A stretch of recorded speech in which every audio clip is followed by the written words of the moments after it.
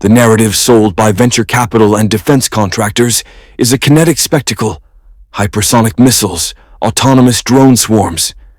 This is a calculated distraction. A high-cost, symmetric war is a mathematical liability for a nation whose $38 trillion debt is projected to grow faster than its own economy. A solvency crisis is inevitable. A peer competitor understands this. The strategic leverage is not in matching firepower. It is in exploiting this systemic financial fragility. The first vector of attack will not be an explosion. It will be silence. The global economic and military system runs on a network of undersea fiber optic cables. 97% of all global data, from financial transactions to launch codes, passes through these unprotected, publicly mapped conduits. CSIS analysis confirms their extreme vulnerability to low-cost sabotage. The second vector is simultaneous: sensory deprivation. Neutralizing key GPS and reconnaissance satellites requires no exotic technology, merely ground-based lasers, co-orbital anti-satellite devices, or simple jamming. This is not future warfare. It is an existing doctrine. Russian hybrid warfare, as noted by Defense One, has already made such hostile acts indistinguishable from political maneuvering, creating a fog of plausible deniability.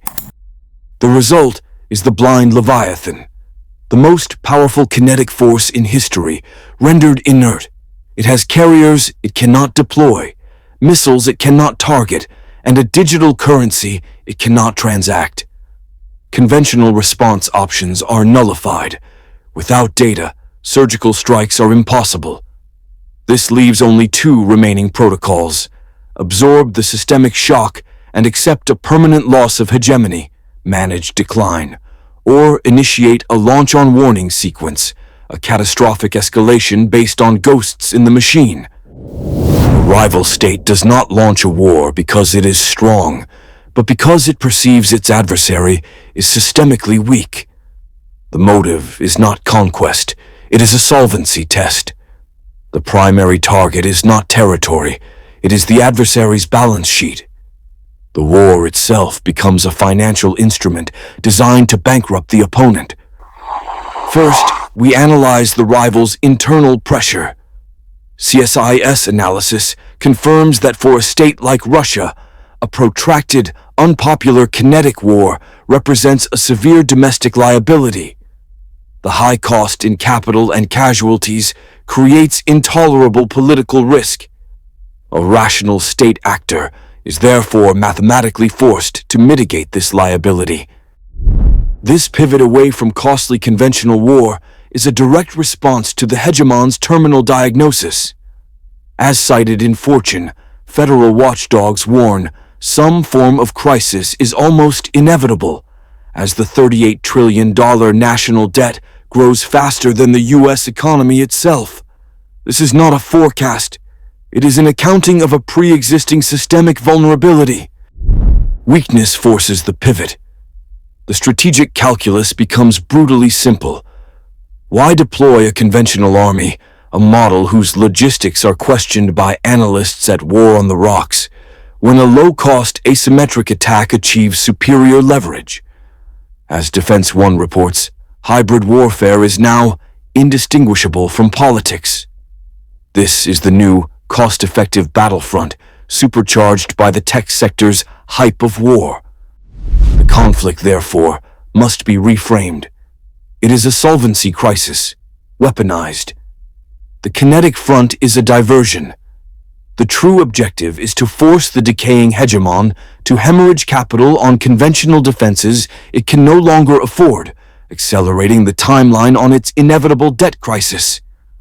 The rival state is not trying to outfight the hegemon. It is using an asymmetric vector to force it to default. The math of modern conflict is the math of systemic bankruptcy. The Royal United Services Institute, RUSI, documents the kinetic cost exchange rate. A single main battle tank, a $5 million asset, is now routinely neutralized by a $500 first-person view drone. This is not a tactical shift. It is a 10,000 to 1 cost asymmetry that renders entire military-industrial paradigms insolvent. This mechanism is termed the democratization of violence.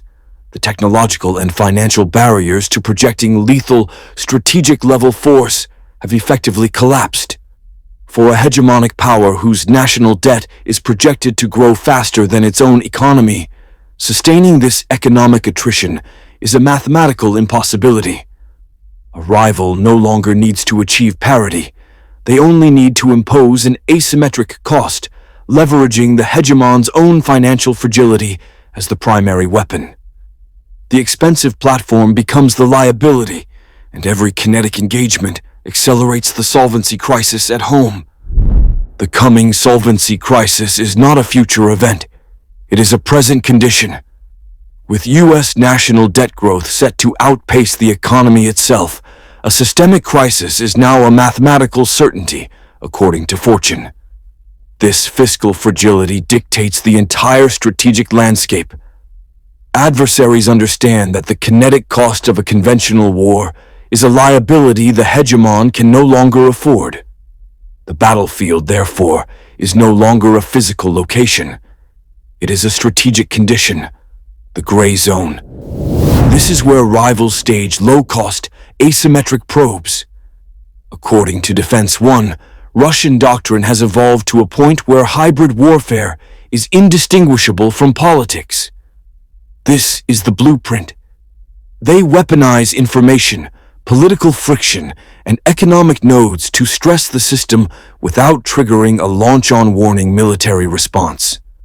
The goal is not to win a battle, but to impose compounding costs and drain liquidity. Analysts at RUSI and CSIS observe that regional instability is no longer a random variable. It is a proxy laboratory. Internal security warnings from nations like Canada or South Africa are not the cause of the threat. They are the symptom. They are live-fire exercises for foreign intelligence, gauging response times and political will. Each unaddressed incident provides a data point, refining the vector of attack for the primary target. Simultaneously, this new paradigm creates market incentives. The hype of war, as noted by Tech Policy Press, is being leveraged by venture capital to fund the very tools of asymmetric conflict. This privatizes and accelerates the proliferation of destabilization technologies. Concurrently, regional actors like Indonesia, with plans for a 1 million soldiers force, are not simply building armies. They are responding to a power vacuum, creating new variables that further drain the hegemon's strategic focus and resources. The gray zone is a self-perpetuating engine of systemic erosion. The launch-on warning protocol is a relic of Cold War game theory, a systemic response to a decapitation strike. The logic is irrefutable. If you wait for confirmed impact to retaliate, you will have no assets left to retaliate with. The protocol dictates that the moment early warning systems detect an inbound strategic launch, you must initiate your own full-scale counter-launch. It is a mathematical execution designed to guarantee mutual destruction. This protocol, however, contains a fatal vulnerability in the modern era, the assumption of signal integrity. As reports from CSIS detail, a rival state actor does not need to bear the kinetic cost of a missile launch. They only need to create the illusion of one. A sophisticated cyber attack can blind early warning radar, or worse, inject false telemetry directly into the command and control network. This is the fog of digital war, a state of induced paralysis where data itself is the weapon. This asymmetric vector is the preferred tool of rivals confronting a hegemon facing systemic financial decay. With the national debt crisis flagged by Fortune as almost inevitable, the capacity for sustained conventional warfare is eroded. Rivals understand this fiscal liability. As Defense One reports, hybrid warfare has become indistinguishable from politics. Why engage in a costly arms race when a single cyber attack can trigger a strategic dilemma for a fraction of the cost? The commander in the bunker is now faced with a zero-sum choice. The screen shows 5 inbound ICBMs. The protocol screams, "Launch." But the system could be compromised. To wait is to risk the state's annihilation based on the hope it's a bluff. To launch is to initiate global thermonuclear war based on phantom data.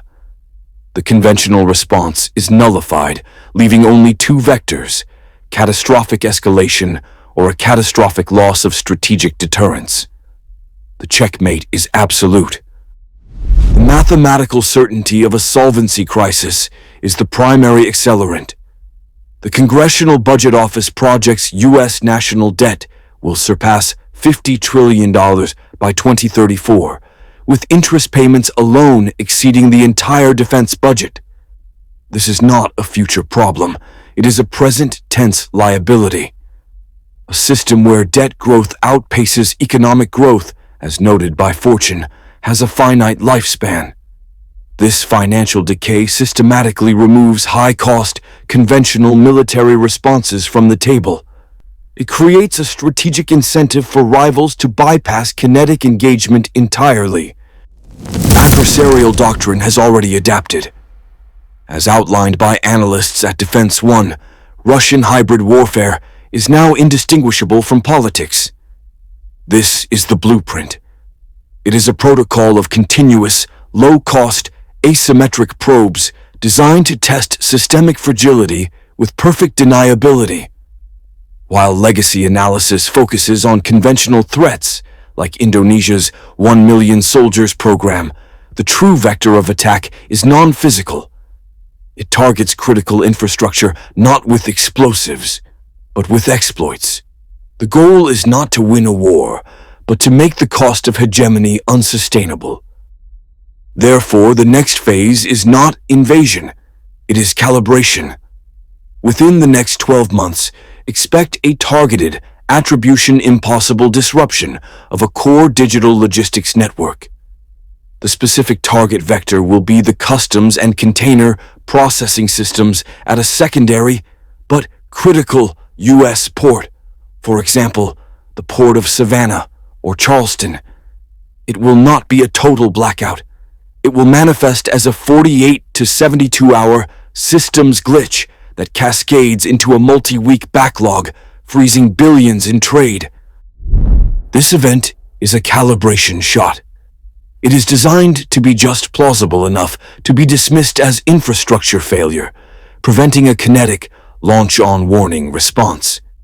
Its purpose is to measure the hegemon's response capability under severe fiscal constraint and to inject systemic friction into its economic engine.